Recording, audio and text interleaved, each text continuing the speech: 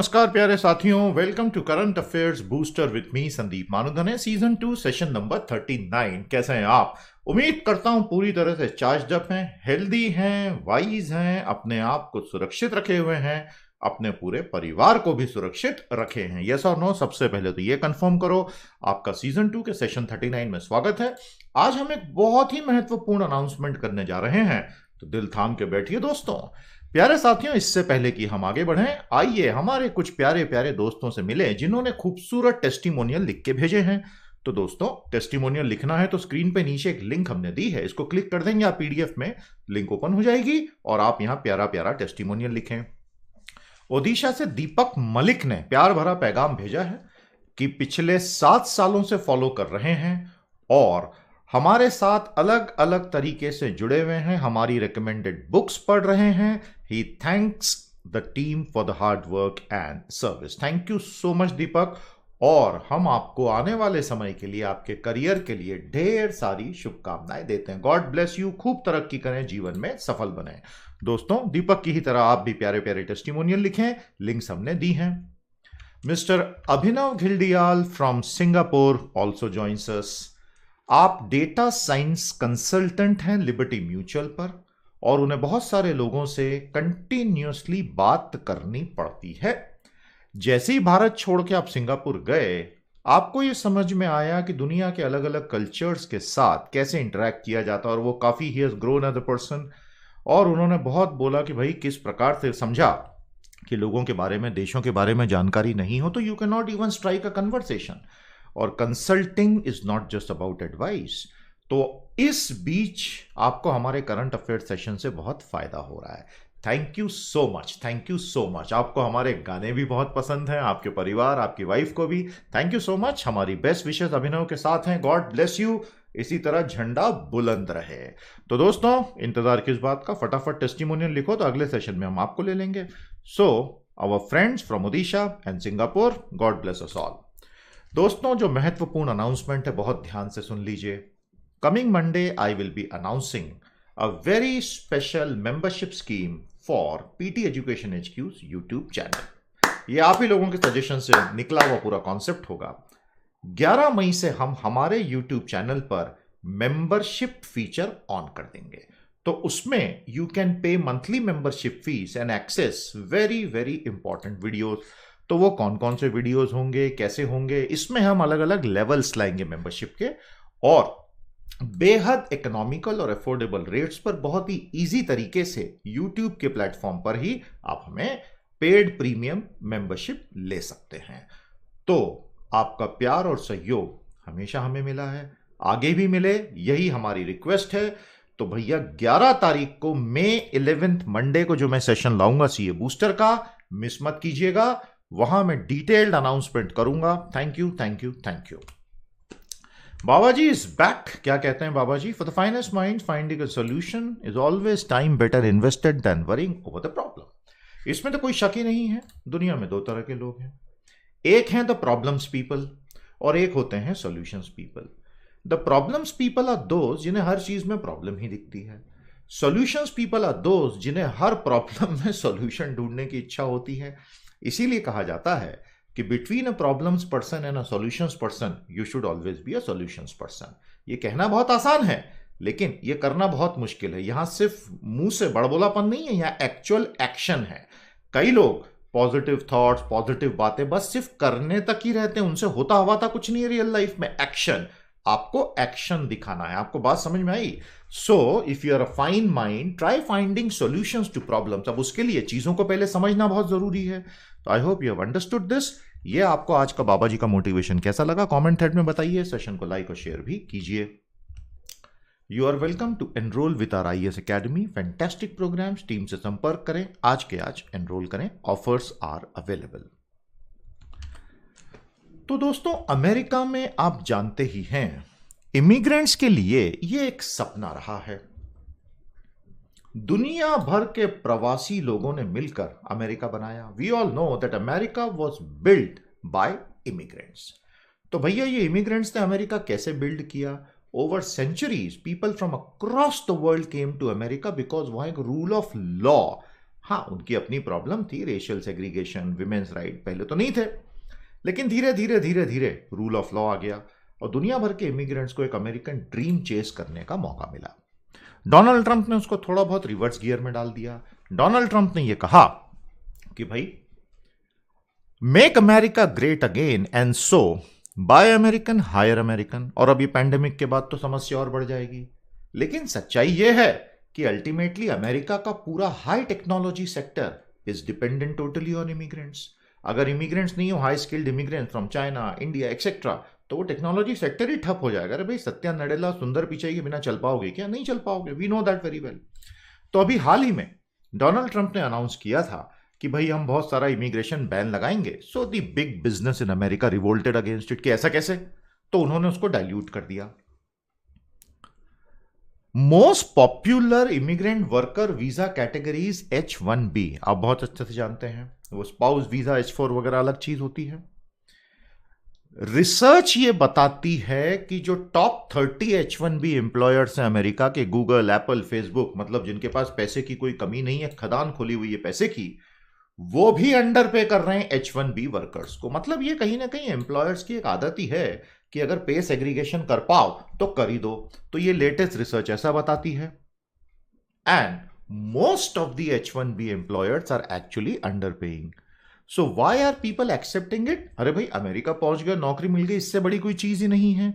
And hence the idea is this needs to be rectified. America में equal opportunity, fair pay system, equal wages for equal pay, ये सब कानून लगते हैं ना, तो कहीं ना कहीं कोई क्लास एक्शन सूट किसी ना किसी दिन आ सकता है।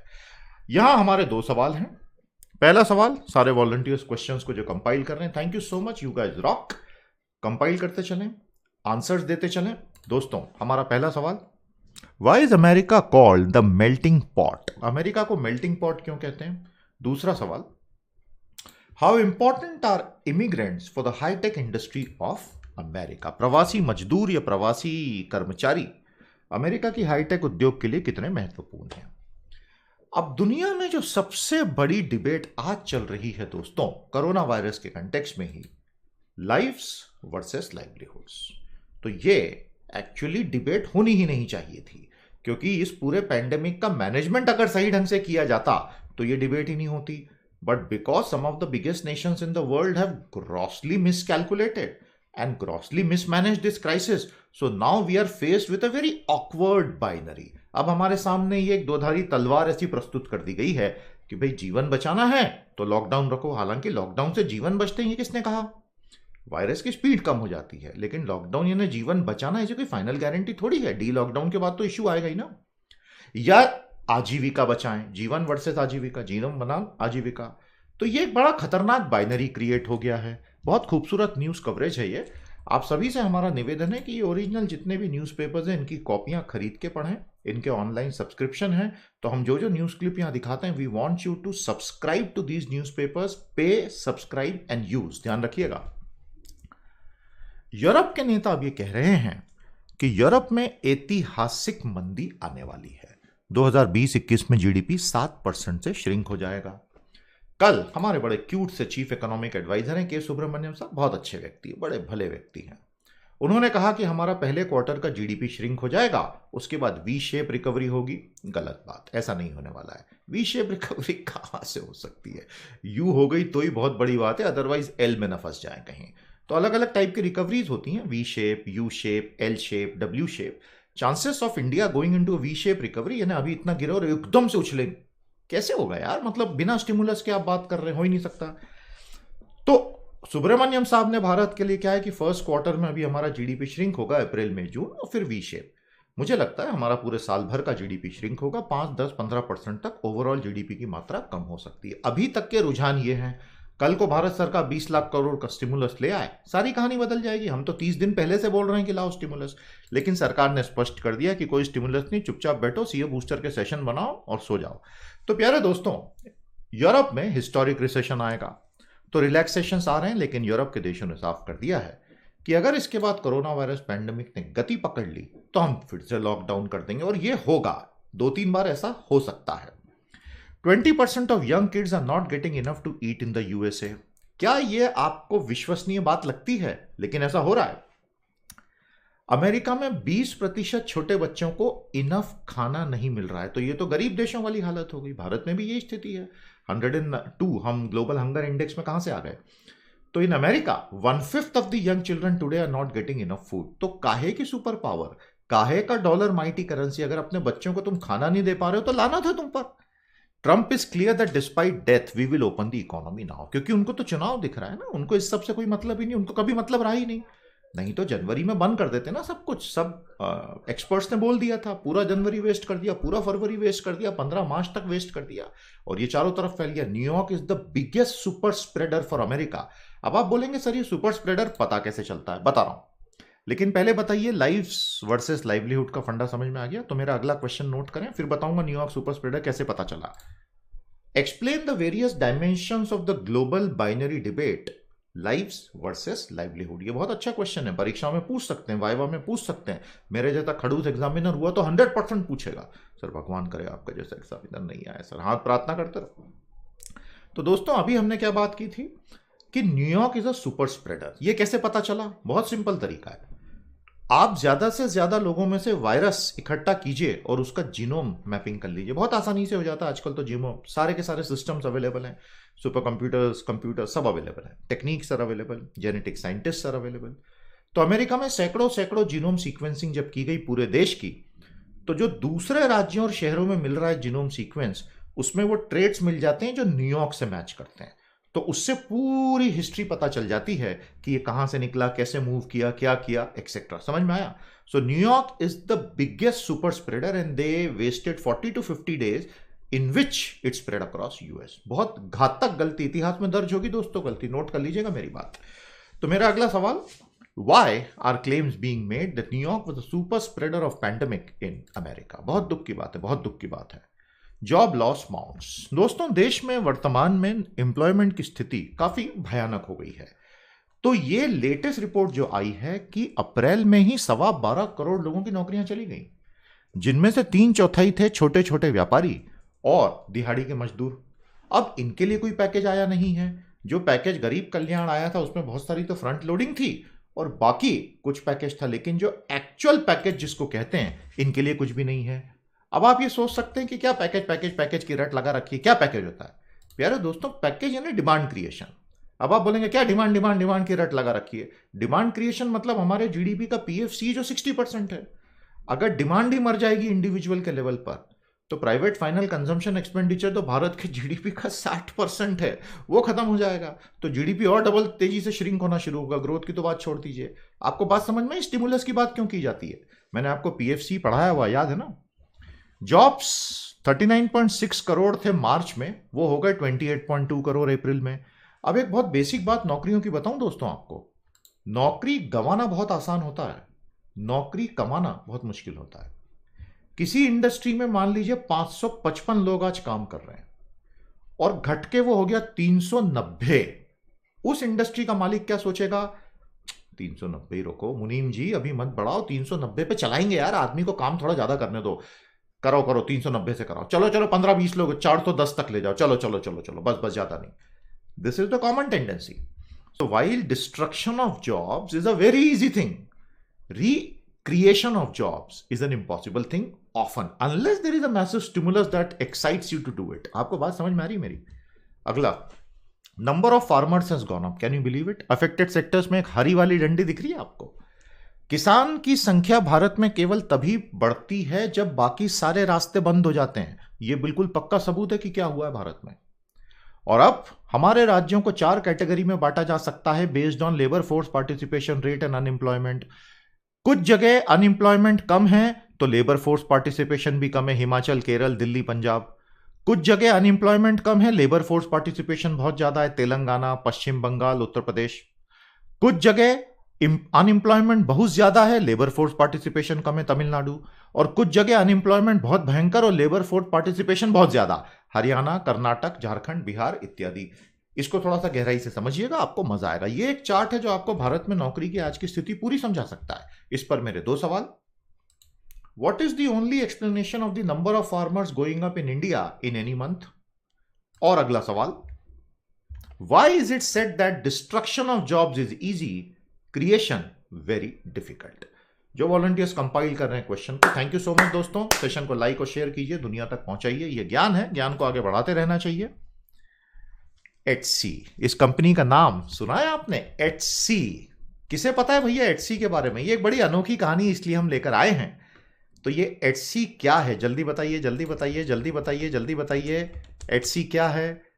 एटसी का बेसिक मतलब है भैया कि इजी टू सेल योरसेल्फ। यही मतलब होगा इसका, और क्या मतलब होगा?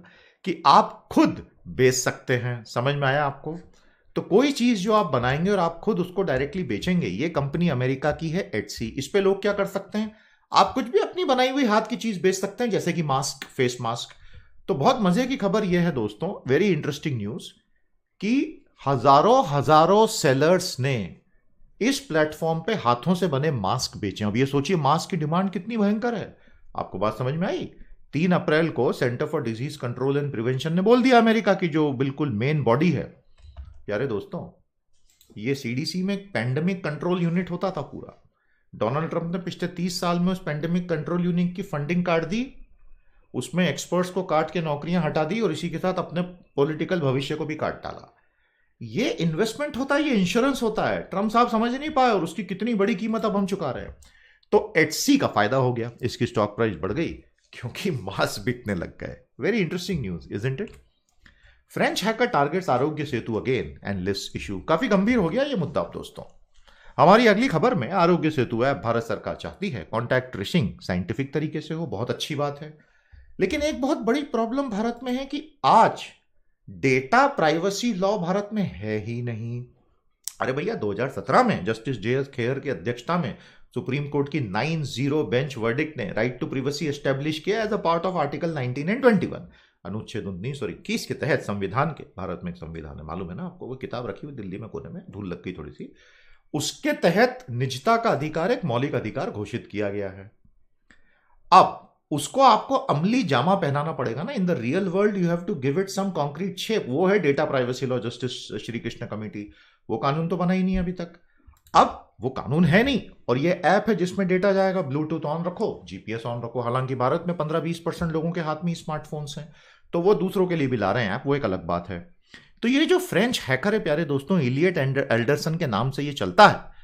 इस फ्रेंच साइबर हैकर का ये कहना है, उसने एक medium.com नाम की साइट पर अपना पोस्ट डाला है कि भैया इसको आप जरा ओपन सोर्स कर दो ताकि इसकी वल्नरेबिलिटीज पता तो चले। और उसका कहना है कि मैं तो बहुत आसानी से इसको हैक करके डेटा निकाल पा रहा हूं।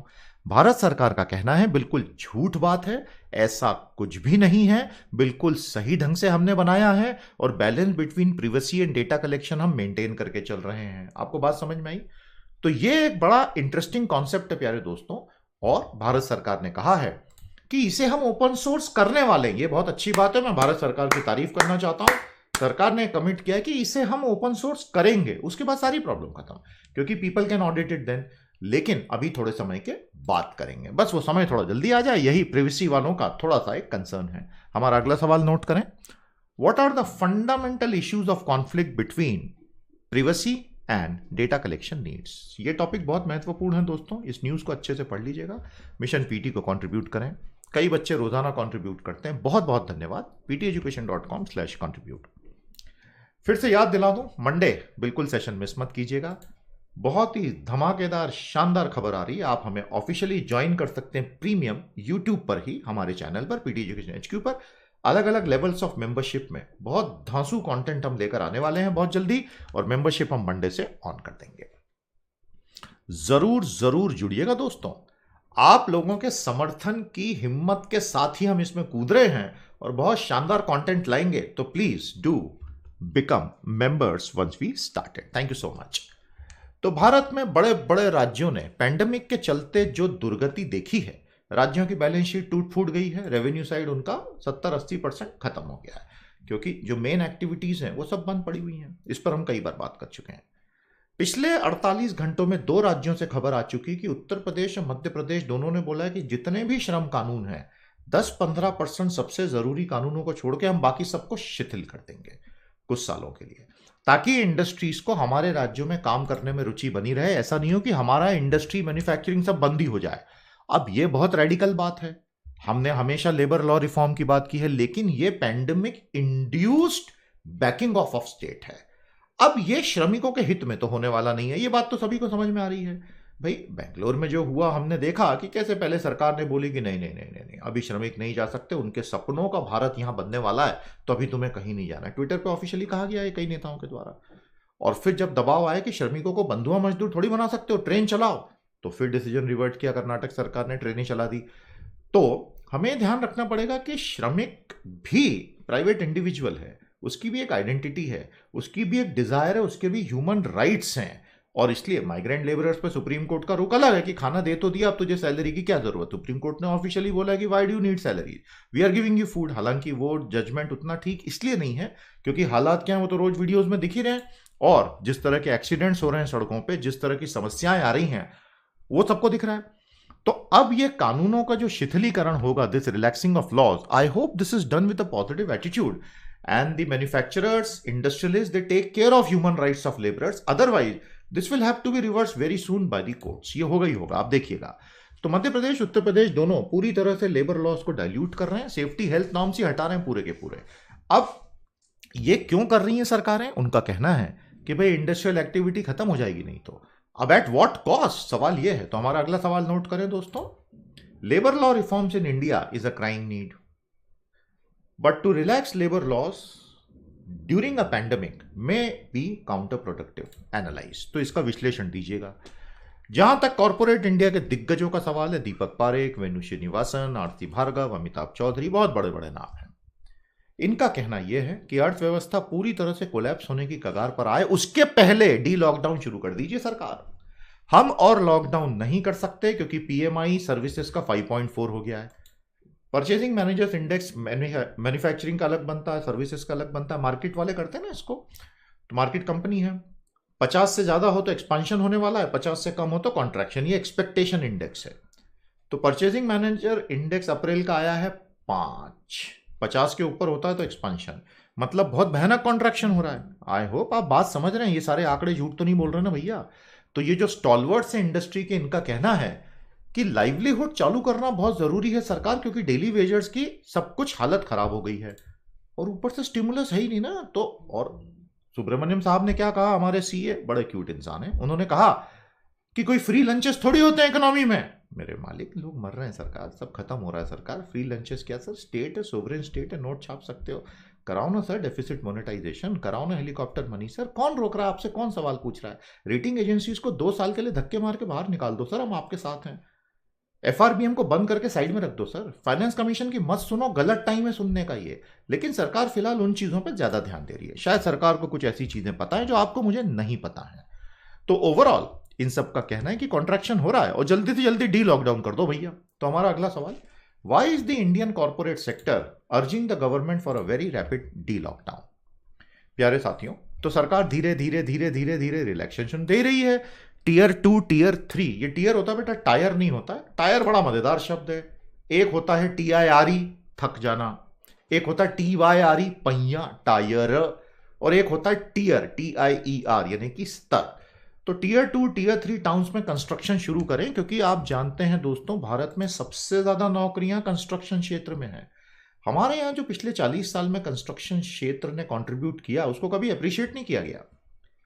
लो स्किल्ड, अनस्किल्ड, मीडियम स्किल्ड लोग जो गांव छोड़ छोड़ के शहरों में आते हैं, उनका सबसे बड़ा एब्जॉर्बर है कंस्ट्रक्शन। और ये फिलहाल 2-3 सालों से काफी तकलीफ में रहा है। शुरू हो रहा है, बहुत स्ट्रिंजेंट मेजर्स लगा दिए हैं सरकार ने। जो भी आएंगे 15 दिन पहले क्वारंटीन करो। ये कितना कर पाएंगे पता नहीं। और कोविड मार्शल अपॉइंट हो रहे हैं हर जगह के लिए।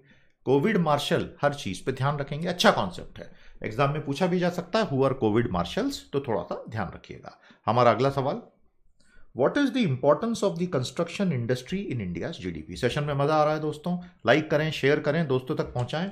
बहुत बहुत बड़ी खबर, आखिर क्यों पार्लियामेंट काम नहीं कर पा रही? स्पीकर ओम बिरला जी ने बिल्कुल स्पष्ट बोल दिया, सवाल ही नहीं उठता काम नहीं होगा, क्योंकि इसमें बहुत सारी तकनीकी दिक्कतें और कॉन्फिडेंशियलिटी क्लॉज।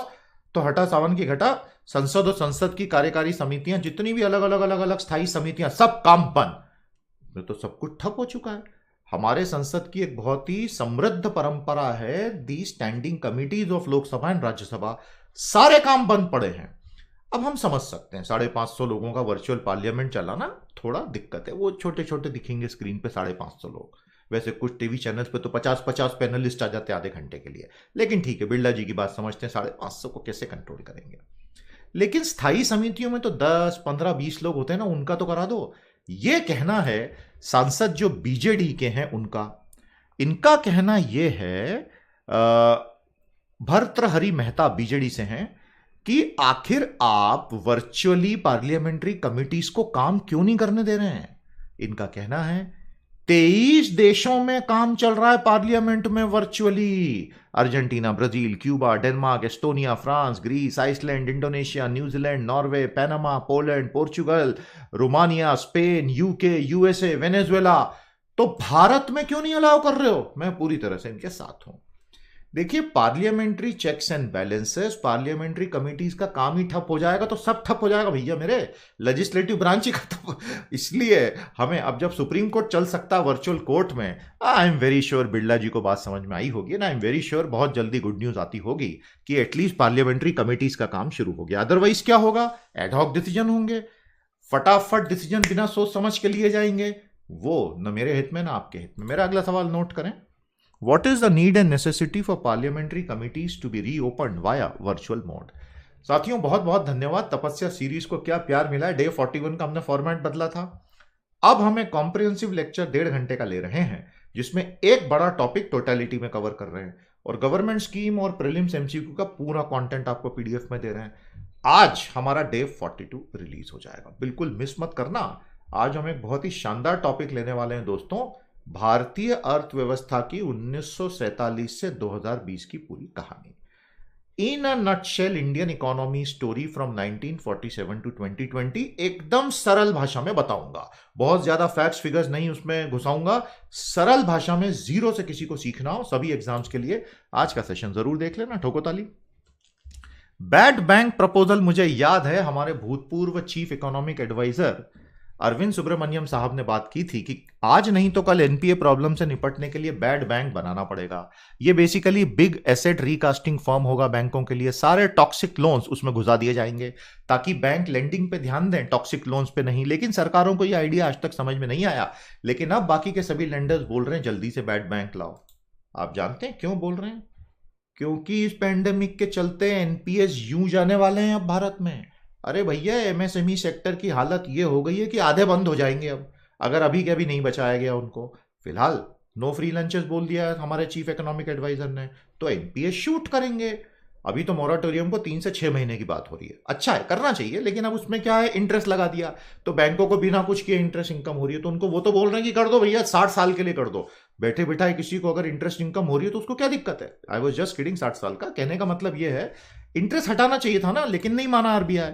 तो आरबीआई भी कई बार बड़े अजीबोगरीब डिसीजन लेता है। तो बैड बैंक शायद आएगा क्योंकि अब जरूरत है। हमारा अगला सवाल, explain the concept of bad bank. दोस्तों, ये बहुत इंसाइटफुल बात कही गई है इस न्यूज में, इसको मिस मत करना, इसको बड़े ध्यान से पढ़ लेना। दुनिया में कोविड-19 नवंबर 2019 में बहुत अच्छे से फैल चुका था। कैसे पता? पूरे जीनोम की सीक्वेंसिंग करके ग्लोबल डेटाबेस में जब ट्रैकिंग हो रही है तो समझ में आ रहा है कि यार ये तो अक्टूबर नवंबर में ही फैल चुका था। इसका मतलब लॉकडाउन का सही समय था जनवरी 2020। दुनिया के सारे बड़े देश 3 महीने लेट हो गए, सिवाय चीन के जिसने पूरा लॉकडाउन किया था। 3 महीने लेट रहे हम लॉकडाउन में, उसकी पूरी सजा से दुनिया उठा रही है। और ये रोका जा सकता था उस स्टेज पे, लेकिन उस वक्त इंफॉर्मेशन सही नहीं होने की वजह से दिक्कत आई। आपको बात समझ में आ रही मेरी? दोस्तों, आज नोवेल कोरोना वायरस से लड़ने के लिए और अगले 10-20 सालों में जो अगला पैंडेमिक आएगा, क्योंकि दुनिया इंटरकनेक्टेड है, हमें एक ग्लोबल अप्रोच चाहिए। दुख की बात यह है कि हम नेशनलिस्ट हो गए हैं, सारी दुनिया के लोग दीवारें खड़ी कर दी हैं। तो ऐसे में, क्योंकि फ्लाइट्स तो जारी रहेंगी ना, पैंडेमिक होने में लड़ना और मुश्किल हो जाएगा। तो हमें एज अ रेस एक होना पड़ेगा, क्योंकि biology doesn't recognise national borders. I hope you realise how silly the whole idea becomes. तो हमारा अगला सवाल, How have scientists reached the conclusion that the COVID-19 was spreading from November 2019 itself? पूरी दुनिया में, हाँ, सिर्फ चीन में नहीं। तो इसका मतलब, मैंने आपको पहले एक चीज बताई थी, याद कर लो, कि चीन में तो ये जुलाई, अगस्त, सितंबर, अक्टूबर में फैल गया होगा भैया। 100% नहीं तो दुनिया में नवंबर में कैसे फैला? तो बात यह है भैया कि बहुत कुछ छुपाया तो गया है। तो सवाल क्लियर है, कोविड ट्रूथ आपके सामने है। भगवान से प्रार्थना है कि वैक्सीन कल सुबह आ जाए, दवाइयां तुरंत आ जाएं। ध्यान रखिएगा दोस्तों, ये 10 सच्चाइयां हैं, वैज्ञानिक सच्चाइयां हैं, इन्हें दुनिया तक पहुंचाइए। मैंने अपना काम कर दिया, आगे आप अपना काम करें। बहुत शानदार 500 पेज का कंपाइलेशन आज के आज हमारे बुक स्टोर से परचेज करें, लिंक हमने कमेंट्स में दी हुई है, और कंट्रीब्यूट करें। बहुत शानदार हमारे ये एडिटोरियल्स हैं। एडिटोरियल्स के लिए दोस्तों आप हमारी वेबसाइट पर आइए, और यहाँ पर आप जानते ही हैं ये हमारी सिविल्स की वेबसाइट है। डेली डाइजेस्ट का फॉर्म भर दीजिए। रोजाना हजारों बच्चों को शाम को 8 बजे हमारी टीम एक करंट अफेयर का डेली डाइजेस्ट भेजती है। साल में हमेशा 280 से 300 बार करेंगे इस साल। इतना हाई क्वालिटी कंटेंट है वो, कहीं और उससे बेहतर मिले तो आप हमें बताएं, उसमें पूरा कवर करते हैं हम। तो हर एग्जाम के लिए यूजफुल है। जिन बच्चों को नहीं मिल रहा है बेटा, हम आप स्पैम फोल्डर चेक कर लीजिए, उससे ज्यादा हम कुछ नहीं कर पाएंगे, क्योंकि हमने 2-2 बार चेक कर लिया हमारी तरफ से, तो जा रहे थे 5-6 केसेस हैं, बाकी हजारों को बराबर मिल रहा है। माय डियर स्टूडेंट्स, अगर आपको आज पहली बार ये पता चला है तो ये डेली डाइजेस्ट का फॉर्म जरा फटाफट भर दीजिए, और आपको 2 से 3 दिनों में डाइजेस्ट मिलना शुरू होगा। 365 कंटेंट लगातार करंट अफेयर की साइट पे यूज करें, ये सब कुछ आप ही के लिए है। Thank you so much for your love and support.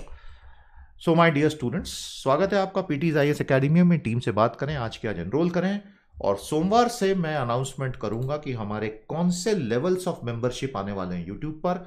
और मैं आप सभी से रिक्वेस्ट करता हूं, आपका पूरा प्यार, समर्थन, सहयोग हमें दें, ताकि हम उसको बहुत एनरिच्ड कंटेंट बनाएं, जो आपके लिए पे करके एनरोल करना भी इजी हो, यूज करना भी इजी हो। Thank you, thank you, thank you. तो दोस्तों, इसी के साथ आज का सेशन समाप्त करते हैं। अब हम कल आपसे सेशन 40 के लिए फिर से मिलेंगे, और ये सीरीज हमारी 60 तक जाके सीजन 2 की कंप्लीट हो जाएगी। नमस्ते, जय हिंद।